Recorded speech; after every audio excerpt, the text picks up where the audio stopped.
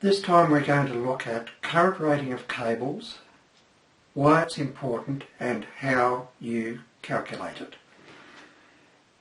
Every material has a resistance that is specific to that material. It is called the specific resistance of that material, and it is called resistivity. But why is that important? Why is resistance important? In electricity, resistance and current cause heat. I'll give you a demonstration on this.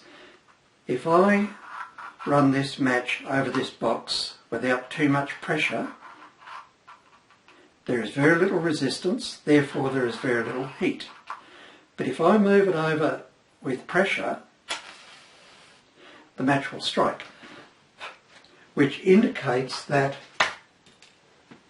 friction causes heat, and electrons passing through a high resistance material cause heat. Electrons are real things.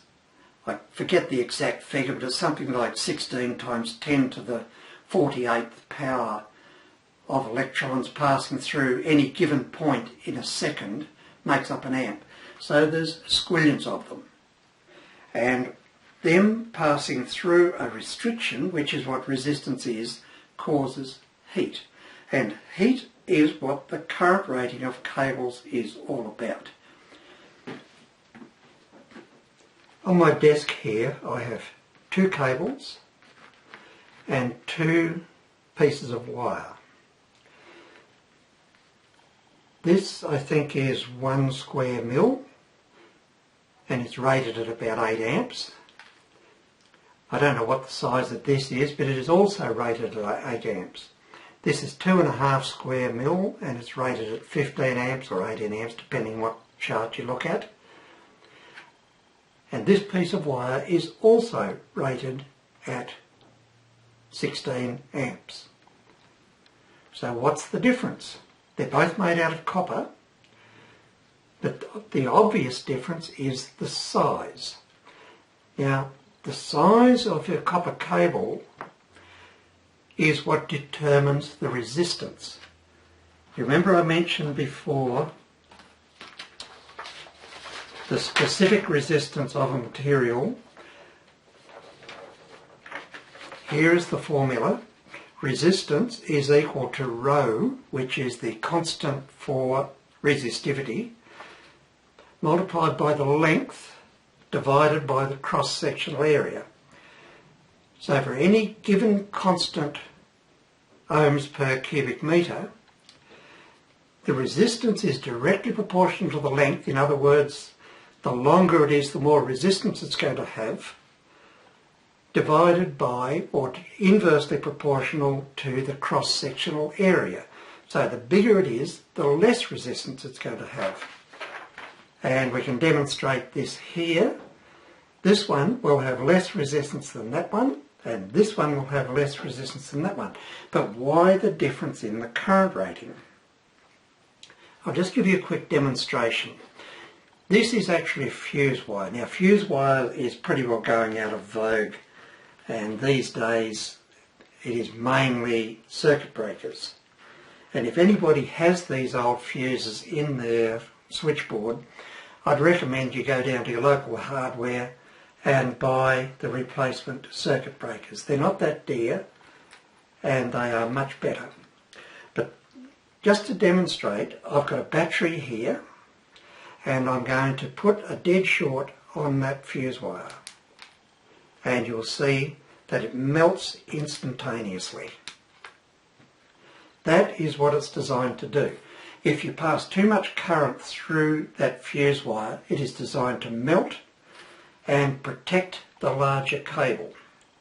Fuses protect cables and materials. It does not protect people. Residual circuit breakers, RCDs, differential protection, earth leakage circuit breakers, whatever you like to call them, they are there to protect people. Fuses are there to protect the cable. So we've seen that the size of the cable determines the current rating. So what else can determine the current rating of the cable? Or what else can affect the current rating of the cable? I've set up a little experiment here where I've done something really stupid, something you wouldn't normally do, but it does demonstrate that the heat from the cable has to be dissipated.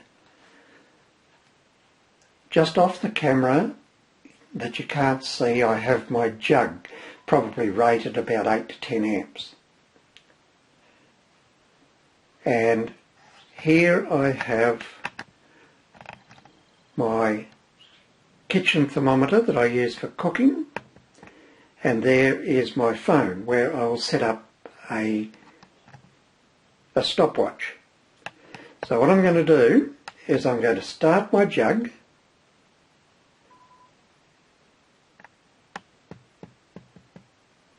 and watch the temperature on the temperature probe. Okay, here we go. I'll start the timer. I've turned the jug on and you can see that the temperature is 24.7 degrees. Now I'm not going to sit here and watch it.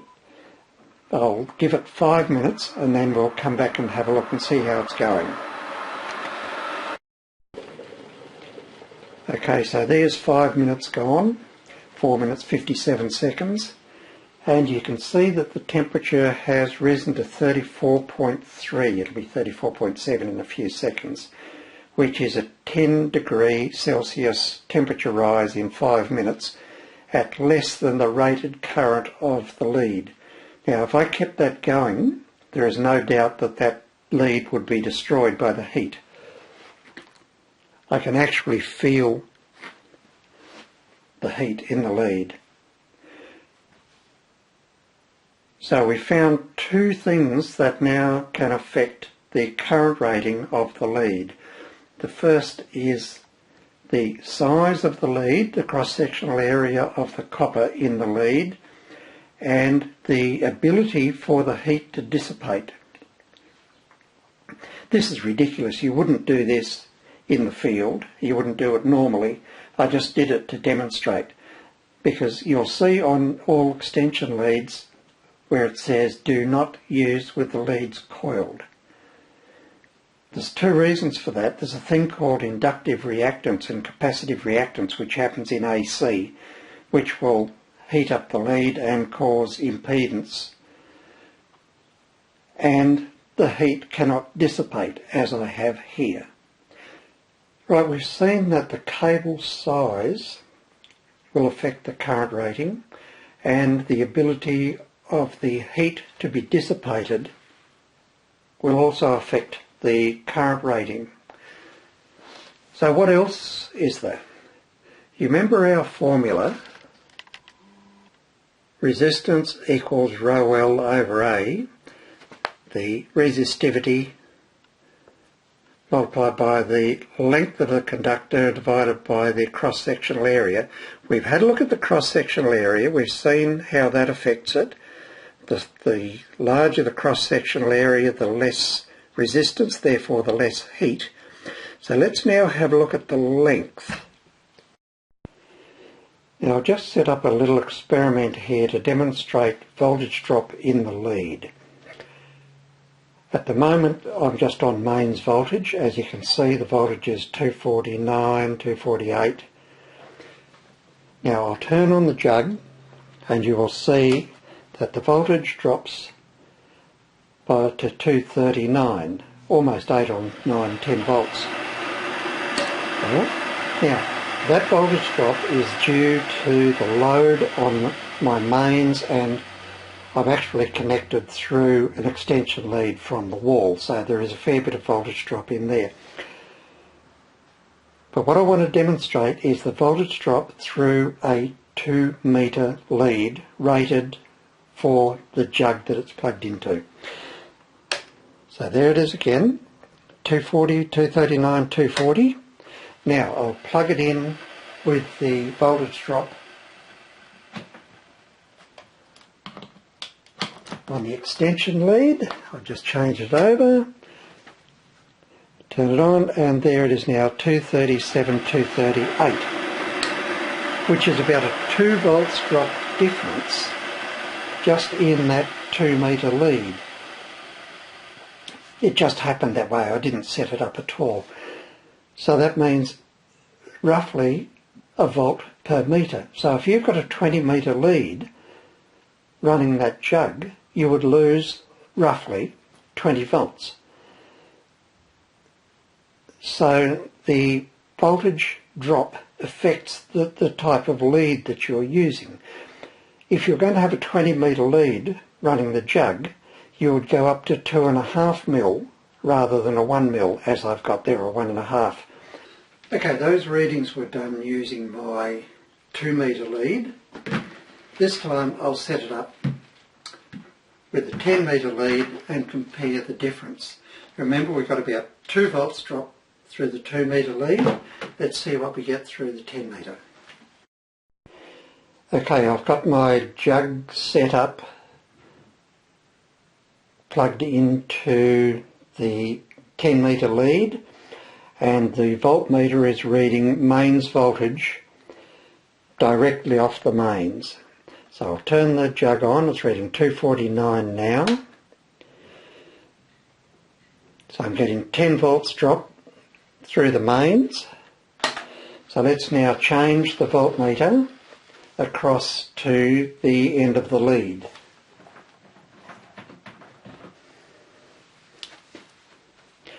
Okay, the voltmeter is plugged into the end of the lead, so I'll turn the jug on, and the voltage drops to 232. Remember, before it was about 240. So it's dropping about 8 to 10 volts through the 5 metre lead. It's dropping about 10 volts through the 10 metre lead, which is about what we would expect. Because you remember, I have 1 volt drop per metre in the 2 metre lead, so I'm getting 1 volt drop through the 10 metre lead. So that demonstrates that even though the rating of the lead is sufficient for the load put on by the jug, the voltage drop is unacceptable. Now, while we're on the subject of extension leads, let's have a look at some ways to roll them up and store them properly. Okay, here I have my general duty 10 amp lead. And how many times have you seen somebody roll a lead up like this? Now, what happens when they do that is they get twists in it. When you take it off, it tries to curl up. Everybody's seen that happen. Everybody's probably done it at some point.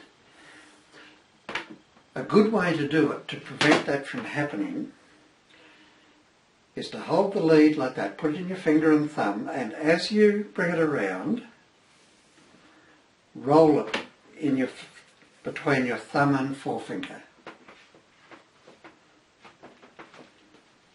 Right? See how nice and neat it's laying?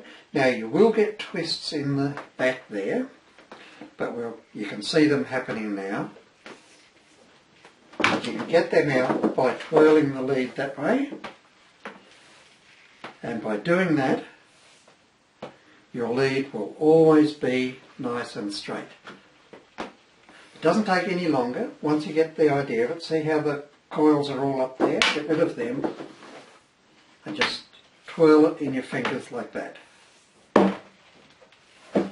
Then you will also see people wrap them like this and hang them up in the shed. And when you come to get them again, they're all tangled and gnarly. The best way to do it is, of course, to have them on a roll, but you can't always do that. And if you do have them on a roll, remember to completely roll them out before they happen. Otherwise, just get a couple of bits of string or something and tie them like that, and they will never ever tangle.